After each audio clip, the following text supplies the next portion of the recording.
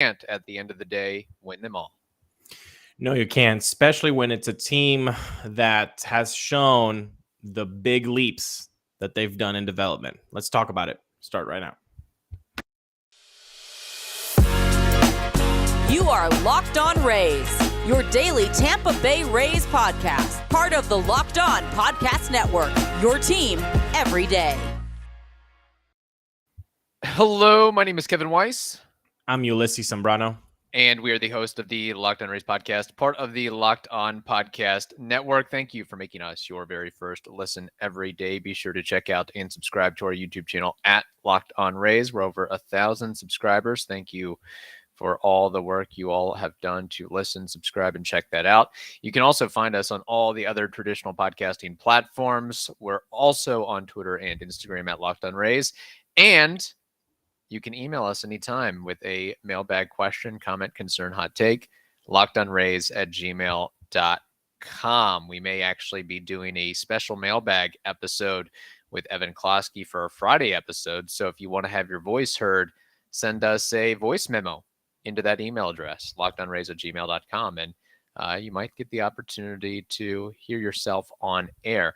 All right, without further ado, the Tampa Bay Rays lose to the Baltimore Orioles by a score of 4-2. The Rays fall to 29-8, and the Orioles improve to 23-13.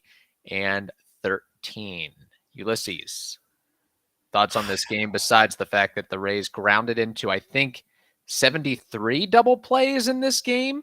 75. Oh, okay. I miscounted. I'm sorry. Yes, no, that's okay. There were so many that it was hard to count them all.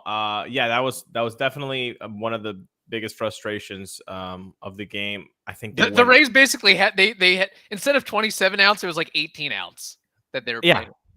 Exactly. Yeah, I think I had it, but I don't have it in front of me. I think it was 1 for 10 men in scoring position.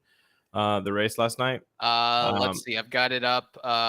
They left 9 on base and they went 0 for 7 with runners in scoring position. Yandy Diaz grounded into 3 double plays and Taylor Walls grounded into a double play. It certainly didn't help that Grayson Rodriguez had his changeup working, where the Rays just rolled over on that with the ground balls. So I'll tell you, the Orioles are fun to watch, man. Yeah, they're fun to like. Let me take the TV hat off for a minute, and I hope that you do too, Locked On Rays listeners. Let's just be objective here. They're fun to watch. The Orioles, they're really good.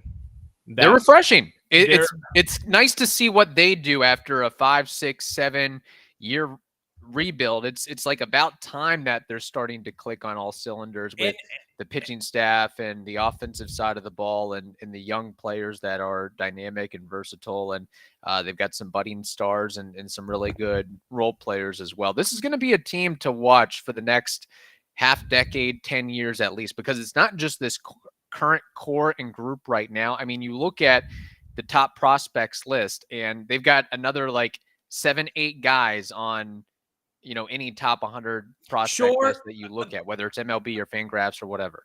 Yeah, but I don't want to go that route because then that's just prospect hugging, and that's fair. Right now. But they've got reinforcements on the way. It's not just be something. This is the finished product. Yeah. Yes, those guys could be something, but they're not sure things. Jorge Mateo looks like the sure thing. He is a slick guy with the glove, and he's doing it with the bat this year. Adley Rutschman is a superstar, people. By the way, he has it all. I mean, he's a switch hitter. He can call a good game. He's a quarterback behind the dish, and also kind of looks like an Adonis too. He's kind of like a mini Glass now. I don't know if you guys can agree with me, but he kind of has the Tyler Glasnow vibes. You can burn me in the comments if you think that I'm wrong. And then Grayson Rodriguez yesterday, he stepped up.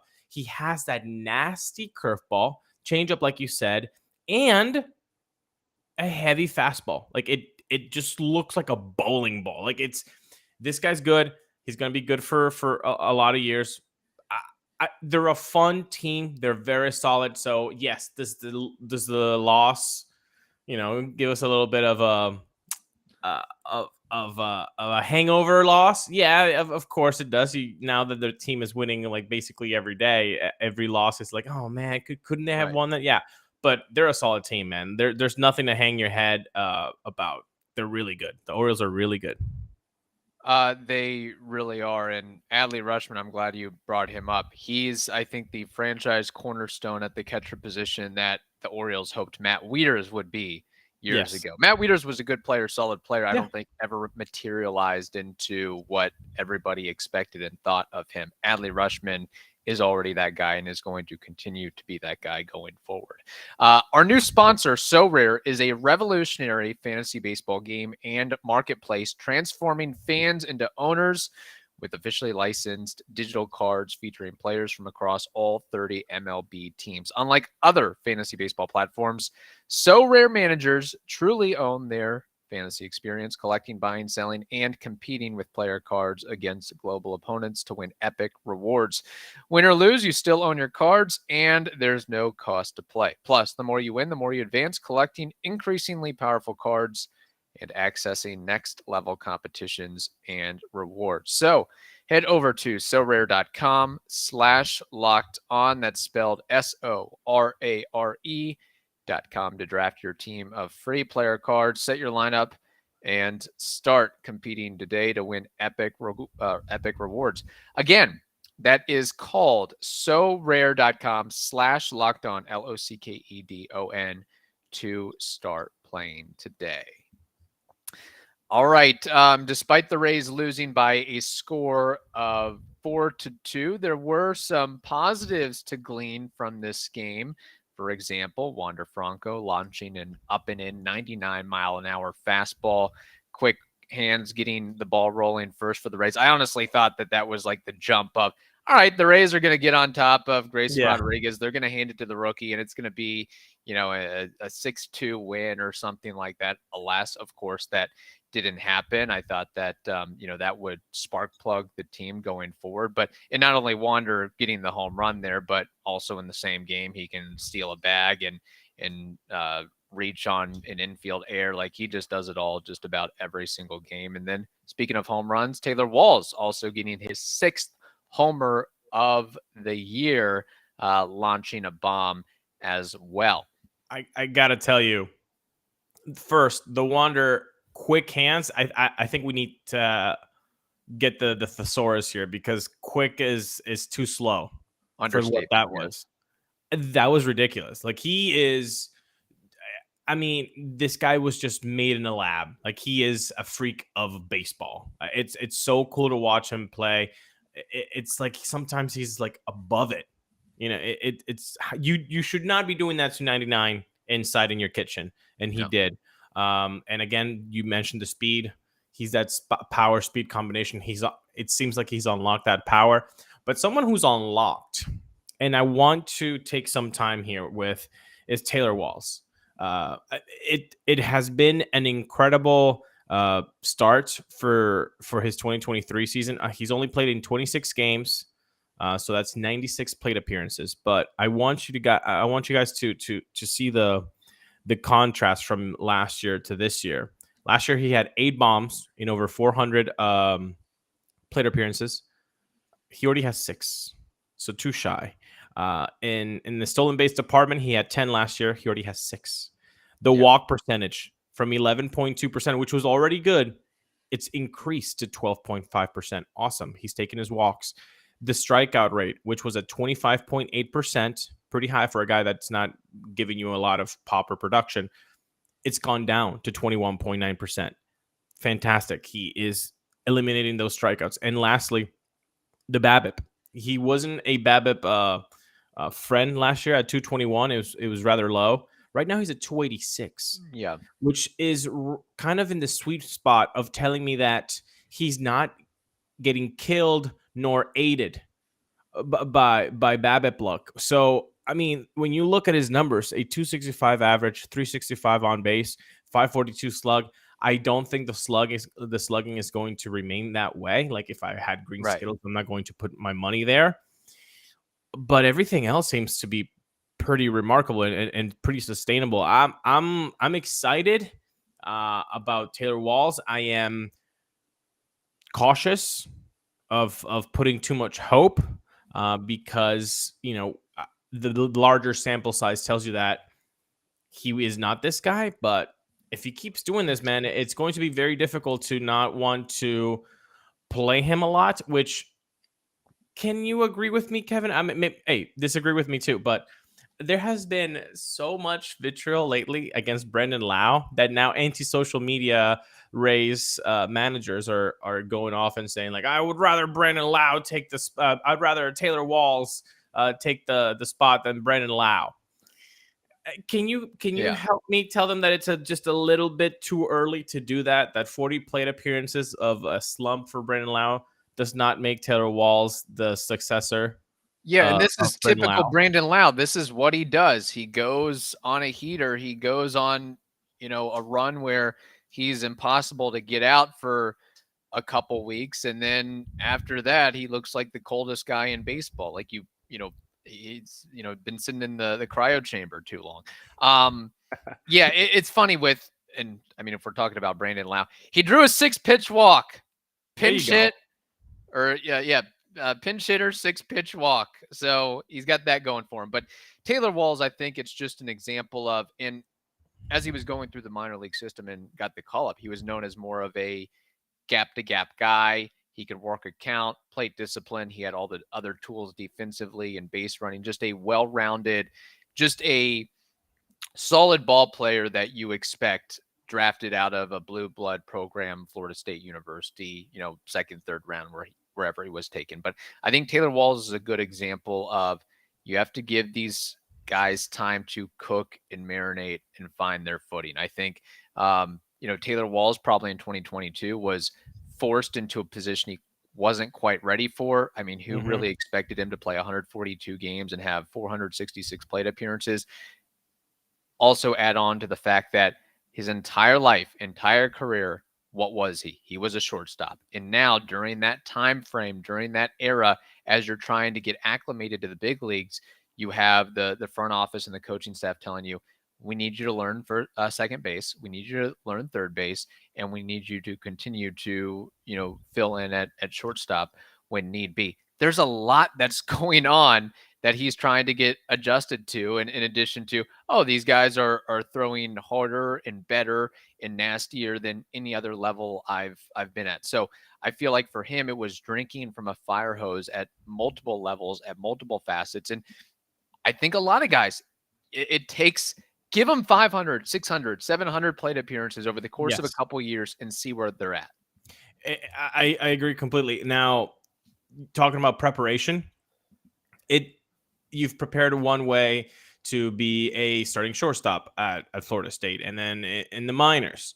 Once you're in the big leagues, your preparation already has to go up a notch because it's the toughest competition that you're ever going to be. But then now you have to up even your preparation more if you're handling different positions, because you have to get ready to see how the ball comes off when you're at third versus when you're short versus when you're at second, where you need to be positioned, especially if you're the Rays and you like to move defensively. Maybe not so much this year, but last year he definitely had to learn a lot of that. So it takes time. I'm hopeful, but I'm not bullish on that. But you know what? I am bullish about seeing the Rays play tonight against the Orioles at 6:40 p.m. Eastern. Beeks is going to open the game. Then Chirinos is going to follow, and you can catch every pitch of the Rays hometown broadcast with Sirius XM on the SXM app. Search Rays. What do you think about the Beeks Chirinos combination for the third and final game of this series? I mean, that's kind of the card that the Rays have been dealt. No, I like what I've seen from Chirinos. I think that he's coming into his own, and I don't know if he'll ever return to the form that he was before he got hurt. But I think he could be a guy that the Rays continue to mold and refine and maybe work out to, hey, we can rely on you for a good 5 and dive outing. So I like the lefty righty matchup. I think it's on par with what the Rays could and should do, quite frankly. I am very encouraged with what Yonny did. I mean, he had 5 solid innings against the Yankees in the Saturday game. I Beeks has good stuff. Of course he does. I like not putting him in huge situations. High leverage, late innings. Yeah, I think again, trying to find what works out best for him. And I think this might be a good way to continue to build his confidence, just like on, just put him in spots where he has an opportunity to be successful. And I think this is the time and the opportunity to do that. And the Rays should have help on their side, because despite the loss, they only use Zach Eflin and Chase Anderson. Yeah. So they should be able to mix and match and use what they need as they see fit to hopefully get a series win. And guess what? They will have a fresh arm, right? Because they did just sign recently DFA'd lefty from the Chicago White Sox, Jake Diekman. Yes. So I don't know if it's been formally announced as of yet. I don't think so. But if Chase Anderson can be in Omaha, Nebraska, and in less than 24 hours, he's pitching at the Trop, getting a 3-inning save, I would believe that Jake Diekman is possibly going to be rerouted to Baltimore to meet the team. And so not a great season slash seasons for Jake Diekman, but anytime that there's a Rays move on the pitching side, it's universe take the wheel. I don't care anymore. They know what they're doing. I mean, they could probably make me throw a sweeper, right. And I can't throw harder than 50 miles an hour. So they're amazing. Now, it's not going to be 100% accurate all the time with all the moves that they make, but I do like this sense of urgency. They get Javi. We need bullpen help. Boom. Okay, let's see Javi Guerra can do something for us. Ooh, let's see if Chase Anderson can do something for us. Ooh, let's see if Jake Diekman can do something for us. Like I very much appreciate that the front office is making moves on the bullpen because that is, if you're just looking at the skeleton of this team, everything looks very healthy. Everything looks awesome. The bullpen is the one that needs some taking care of, and they're doing that. Yeah, I'm interested in the Jake Diekman move. I mean, historically, he's had trouble with walks, but he's got a nasty repertoire from the left side, and I know he's struggled the past couple of years, most recently with Chicago, but it seems like everybody in Chicago with the White Sox in 2023 is struggling and having issues. And sometimes it's just, hey, put me in a winning environment, a fun culture, and I can get my head on straight. And I think that's what the Rays are maybe going to try to express to Jake Diekman, and maybe one of those things of, hey, attack the zone more, use a little bit more of this pitch, use a little bit less of this pitch, and voila, you have magic. So, and I could see him, having a positive role for this team. Whenever the Rays acquire a reliever, just ignore the line, ignore what their career ERA is, ignore what they did recently. Just know that they're probably going to get them to pitch better than they have anywhere else. So, I like the stuff. I like the approach. Yes. At the very least, you're bringing a guy with 12 years of experience into that into that bullpen and onto that roster for a little bit to provide some wisdom going forward. I don't know if he's on the team past the All-Star break, but you got to try something. And they're trying multiple things, which I like. Again, and I know some people are going to be like, wow, you're trying Javi Guerra, Chase Anderson, and Jake Diekman. Like, these are the moves that they're making. Yeah, but when it's the Rays and when it's talking about pitching, like, you don't necessarily need to get, like, the big acquisition yet. Lewis Head, people. Lewis Head. Have we not learned? Oliver Drake, people. Like, we can just go on down the list. Yes. Dozens, literally dozens of no-namers that have played a role. Would I enjoy having a lockdown guy that they get, and it's like, here you go, here's the ball, and you are going to get the 3 outs, and I'm going to put my feet up, and I'm going to put my arms and behind my head and just enjoy the next 3 outs?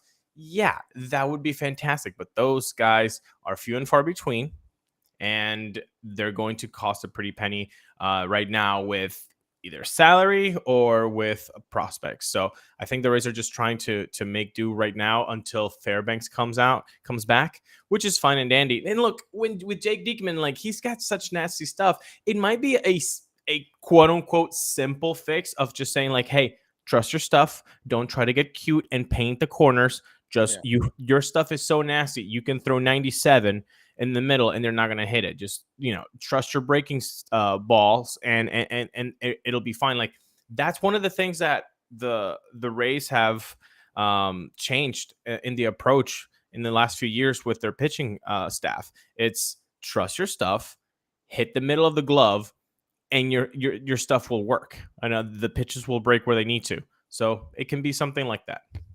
He kind of gives me, again, he's not as much of a complete product by any means and isn't in this guy's stratosphere as far as what he's accomplished, but similar body type and look and aesthetic of Chris Sale. Not bad. Not bad. All right, I can see the wildness and the wiriness. Yeah. Should we I mean, again, I'm going to bring this up twice in 2 days, but the whole WFAN sports radio calling the Rays success cheating. It's sure. Yeah. Let's get it out of the way. That they say that there's something fishy going on. That how are the Rays this good with this many quote unquote crappy players? You know why it's so illegitimate, that argument? It's because he says it's illegitimate in his own argument. He literally says, I have no evidence. Oh, okay. So you're just spewing bleep. He's a gas bag. Like, that's what it is. I mean, that's you've got, first of all, I mean, we have enough with 22 to 30 minutes to fill every day. These guys have to fill 4, 5, 6 hours every day. So you're going to say nonsensical BS at some point. But the thing is, like, if you would have come in with, well, actually, at the Trop, they're allowing X amount of runs and they're hitting fastballs at an alarmist rate, and breaking balls are being hit for a 400 average and slugging at 7. Like, give me something like that, and I'd be like, okay, at least they did research. It's still crap, but at least they did the research. But just to like say it in front of a mic saying, I have no evidence, but they're definitely doing that. I hate it. Okay, rant time. You got me. You triggered me. I cannot stand. Look, as a baseball number one guy, I cannot stand. It's one of my, bleeping hates of this world is to listen to people that say they're a baseball fan when I very well know that for them it's football. I cannot stand it. I have been in this country for 20 years, and I have seen how football has just taken over the landscape in the last 2 decades. It's been unreal. And so I really, the baseball quote unquote purist, which I'm not using it as like I'm a boomer thing, but like baseball purists is in like their baseball number one sport, to be talked about the sport about somebody that I know can't wait to talk about the Jets and can't wait to talk about the New York Giants and all that crap. Like, I can't stand it. Yeah. It's one of the things I hate is listening to people that are not baseball number one talking about baseball. I hate it. And these guys are gas bags that they would not understand something as simple as a walk rate. Right. Yeah. You ask them what WOBA is, and their head spins. BABIP. What's not saying BABIP? that we're again, what I'm BABIP not, trying to throw it in their face or anything, but you're right. It's football first, second, third, fourth, fifth, and then what the Knicks are doing, basically. And exactly. Yeah. So like I'd get it more if, hey, you know what, the Rays, they were benefited by having all their spring training home games at the Trop. Like, I would understand that argument of like, that's unfair and that's led to their burst. But this idea, it's just what what they both said, Evan Roberts and Craig Carton, was totally off the wall. Maybe the Rays are just smarter and more prepared than every other organization in baseball, particularly the New York Mets and the New York Yankees that just throw money at a problem and throw money at veterans that have a declining curve in production curve, as opposed to the Rays, their young players who have an upwardly mobile learning curve. And I think the Rays have untapped something with their hitting approach and attacking early and focusing on launch angle and barreling, and that they were just they years of drafting, developing, getting ready for these rules changes. It's working out. I mean, quite frankly, if I'm being honest, what the Rays have done this year is absolutely amazing. This may be a little bit of hyperbole, but I'll say it anyway. The fact that the 2018 Rays roster won 90 games, like that's almost as amazing as what the Rays are doing right now. That crap roster where Matt Duffy led the team in plate appearances to get 9-0. So I'll just throw that out there. But yeah, it's just nonsense what's happened. Hyperbole, but it's tongue in cheek, and we're all about tongue in cheek here. Look, I'm not even asking for them to know the Rays hitting approach has changed this during spring training. Like I'm not asking them to be that in depth. If you want in depth stuff like that, well, listen to a Rays podcast such as Locked On Rays, that we are tuned into the team every day. So I'm not asking them to know that, but if you just know the baseball landscape, you know that this organization has gone to the playoffs 4 years in a row. You know that this organization went to the World Series in 2020. You know that this organization won 100 games in 2021. You know that this organization has not had an overturn of roster since 2022, which basically their two biggest bats were off the reservation for 100 plus games together. You should know that. Like that's broad strokes. That's what you should know about, a team, especially like I'm not asking you to know about the Kansas City Royals in like that, because they're a non-competitor in the landscape. But the Rays, if you've made the playoffs 4 years in a row, you should know a little about them, just like we know more about the Yankees than about the Colorado Rockies. Of course we are. So that's what really got me. It's the fact that nothing about baseball. And then they go like, oh, I know baseball. No, you don't. You played Little League 40 years ago. And because you had that game-winning single when you were 7, you're still holding on to that participation trophy. I'm sorry, bud. No, very good rant. I think you summed it up perfectly. And I'll just add this. I mean, not to be, total hater here, but I know some of the local Tampa Bay sports radio hosts are getting involved in this spat with these guys from New York. It's like, stop. You don't have to get into a Twitter argument or rant. It's like, don't we have bigger things to worry about? I'll debate Tampa Bay sports with you all day, every day. Like, shut up. Go do your laundry. Like, it's ridiculous. And I don't want to call out any names, but like the response videos by some Tampa Bay sports radio host is just as dreadful as the drivel that the New York hosts have put out. Just say, hey, y'all were wrong. Y'all were stupid. That's it. You don't have to, start a civil war or something like that because, it's not worth it. Again, that, Christian Bethancourt and Taylor Walls aren't good players. It's not worth it because they came out with no numbers. They came out with no evidence. He even says no evidence. It's just drivel. It's just controversial takes just to take off some Twitter interactions and hey, it worked. We're talking about them. So hey, I guess it worked. But you know what? I hope that it's dead. And we can move on from it because it's, again, very good word, Kevin. Hey, at least I appreciate that the fact that they're talking about the Rays. At least they're giving the Rays some spotlight there. So maybe that encourages somebody in New York or wherever to look up the Rays and that, get somebody to become a fan of Wander Franco or something. And you can look up the Rays today as they play the Orioles tonight at 6:40 p.m. Again, Beeks and Chirinos are going to be the dynamic duo for the Rays. Catch every pitch of the Rays hometown broadcast with Sirius XM on the SXM app. Search Rays. Yes. Rays, sue for slander. Do it. I'm just looking up some of the money quotes here. There's something suspicious about what the Rays are doing. They're probably cheating.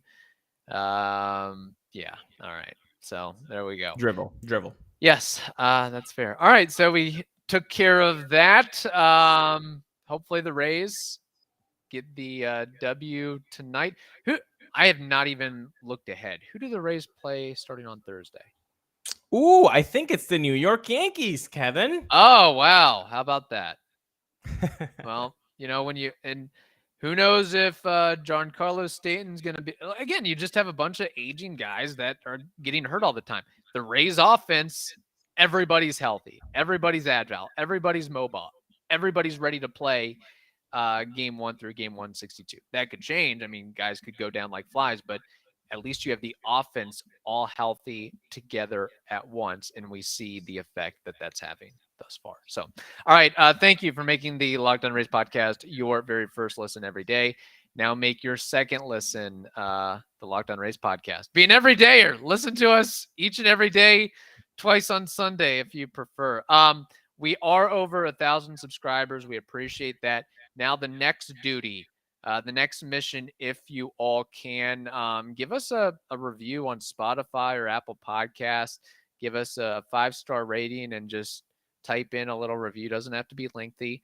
Doesn't have to be a J.R. Tolkien novel, but just a quick shout out or two. We would really appreciate that. That's my next goal. Let's get to 100 ratings and a bunch of reviews on the Apple Podcast and Spotify system. So, all right. Hope you all have a wonderful day. Stay safe, and we'll talk to you tomorrow.